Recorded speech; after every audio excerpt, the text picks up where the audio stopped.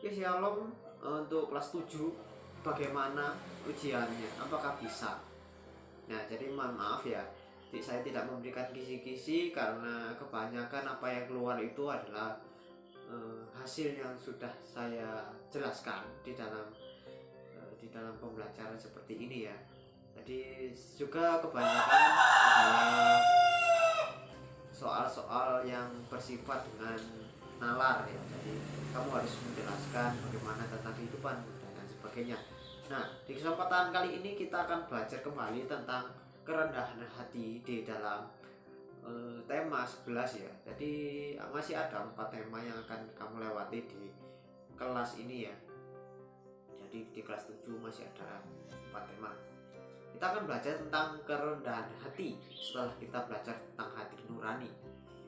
Masih tentang hati. Tentang hati itu banyak sekali misteri ya.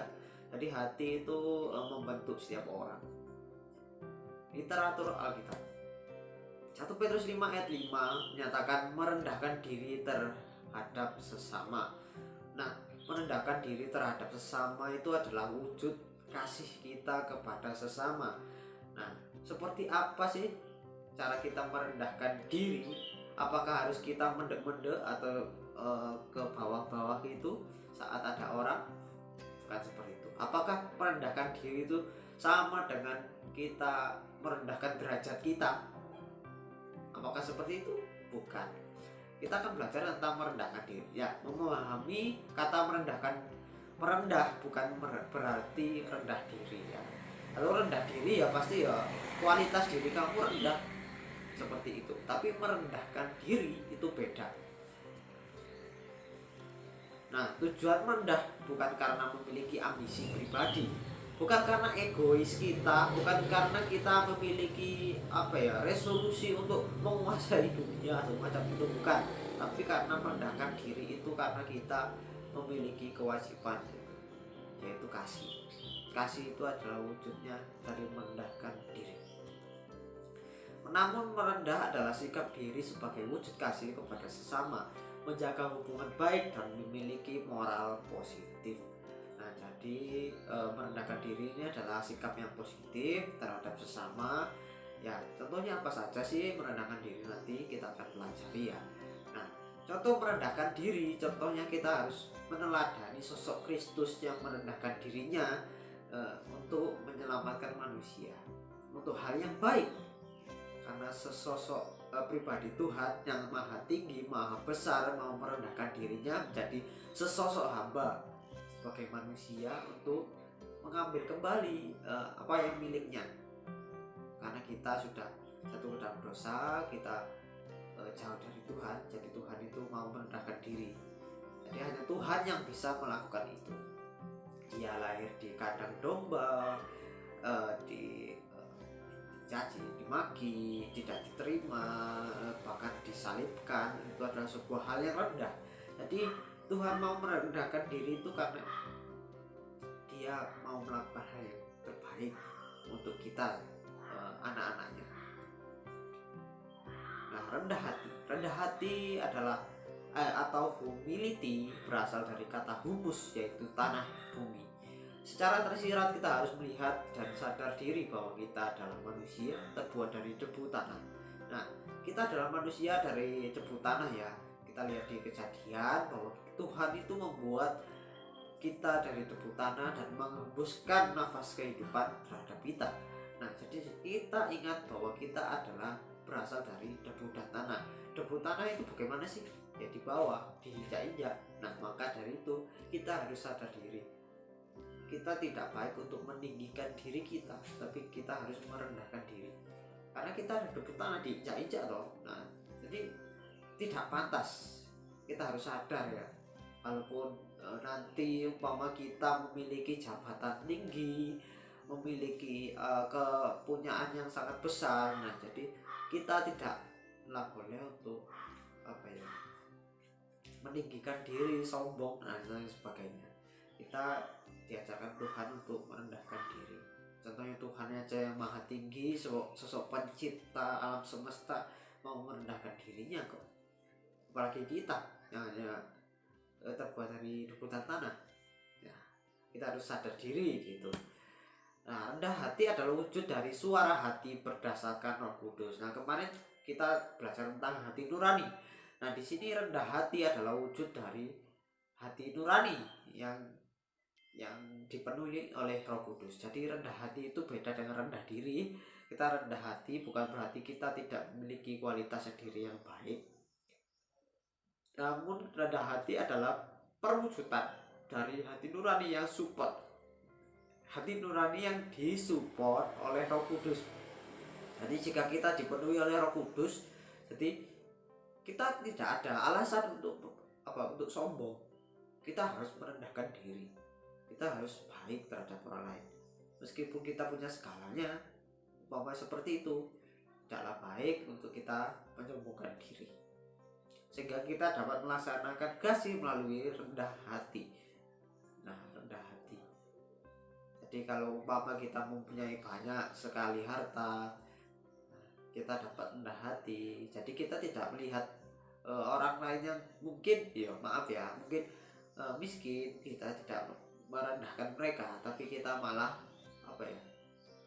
bersyukur pada Tuhan karena kita sudah diberikan kelimpahan, dan bersyukur itu diwujud nyatakan dengan kita membantu orang-orang yang kurang mampu itu atau yang membutuhkan itu. Jadi rendah hati seperti itu, tidak sombong walaupun kita punya segalanya.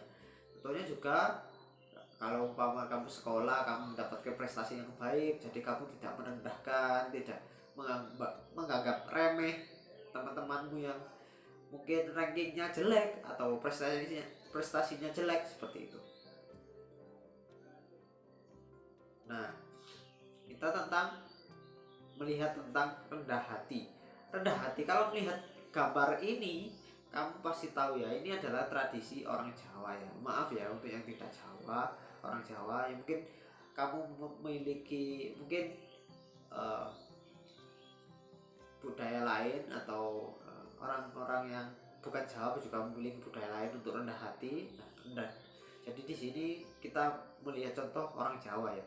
Orang Jawa kalau lewat di depan orang tua itu pasti membungkukkan diri. Nah, itu adalah contoh juga dari rendah hati. Rendah hati juga berbentuk kesopanan, kesopanan dan sadar diri juga. Tadi kalau kita sadar diri kalau kita terbuat dari debu dan tanah, ini juga sadar diri. Kita adalah orang muda yang harus menghormati yang sudah tua, seperti itu. Sopan santun dan sebagainya. Ciri kerendahan hati. Nah, kita lihat satu, takut dan beriman pada Tuhan. Pasti rendah hati itu orangnya pasti bisa takut dan beriman pada Tuhan. Kalau makanya Roh Kudus juga mensupport hati nurani kita untuk dapat rendah hati. Mungkin untuk yang orang-orang belum bisa rendah hati, mungkin bisa kalau membaca firman Tuhan, jadi dapat tersadarkan diri ya, supaya dapat rendah hati. Kedua, menghindari memegahkan diri. Nah, memegahkan diri ya pasti ini cenderung tentang apa yang kita punya, apa yang tentang jabatan kita apa, contohnya seperti itu. Kita tidak boleh memegahkan diri. Memegahkan diri itu ya wah saya itu sudah memiliki segalanya ya. Kamu itu tidak patut untuk dekat dengan saya karena kamu tidak selevel dengan saya. Nah, seperti itu memegahkan diri. Nah, jadi tidak boleh seperti itu. 3, tidak menyombongkan diri. Ya, kamu sudah tahu menyombongkan diri itu seperti apa. 4, menghargai kelebihan orang lain. Nah, jadi kita yang rendah hati ini harus mengetahui apa kelebihan orang lain, tidak melihat orang lain itu dari kekurangannya. Jadi ciri-ciri orang yang rendah hati itu seperti itu. Walaupun dia memiliki banyak kelebihan, tapi melihat orang lain juga dengan kelebihan. 5, menyadari kelemahan diri. Nah, karena setiap orang itu memiliki kelemahan.